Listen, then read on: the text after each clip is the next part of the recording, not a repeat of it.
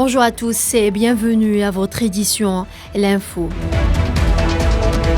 Le président algérien Abdelmadjid Tebboune a reçu mercredi le ministre tunisien des Affaires étrangères, de la migration et des Tunisiens à l'étranger, Nabil Amar, envoyé spécial porteur d'un message de Kais Saied, président de la République tunisienne, indiqué un communiqué de la présidence de la République.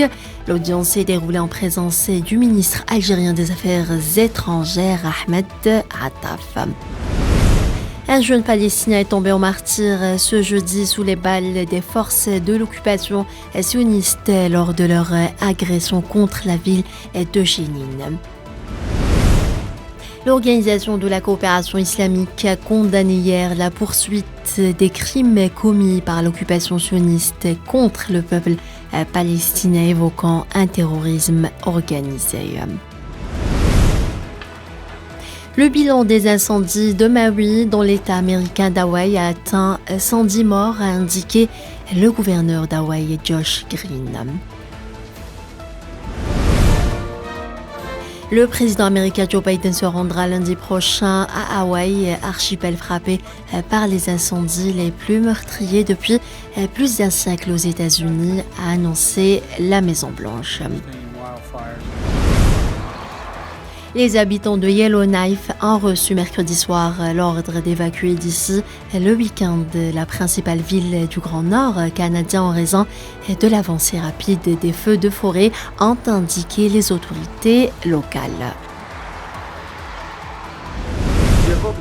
Le président de la Commission de l'Union africaine, Moussa Faki, a appelé mercredi les parties en conflit en Éthiopie à cesser immédiatement les combats et à assurer la protection des civils. Cet appel de Faki fait suite à plusieurs jours de combats dans des petites villes d'Amara, deuxième région la plus peuplée du pays, entre les forces fédérales et la milice locale connue sous le nom de Fano. Plus de 60 migrants sont présumés avoir perdu la vie à bord d'une pirogue partie des côtes sénégalaises début juillet et retrouvée lundi au large du Cap-Vert, a indiqué l'Organisation internationale pour les migrations.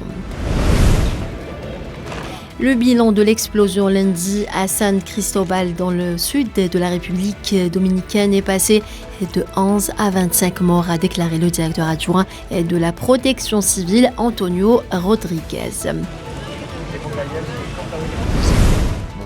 L'ancien Premier ministre conservateur Alexander Stubb a annoncé hier sa candidature à l'élection présidentielle prévue en janvier en Finlande pour succéder à Sauli Niinisto qui se retire après 2 mandats.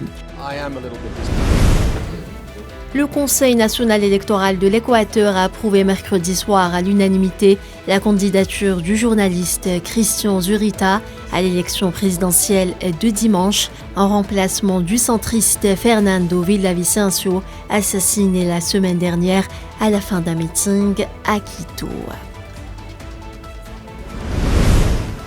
Le chef de l'ONU a réclamé le déploiement urgent en Haïti d'une force multinationale de police et de militaires pour lutter contre les gangs armés dans ce pays des Caraïbes, selon un courrier d'Antonio Guterres au Conseil de sécurité dévoilé mercredi.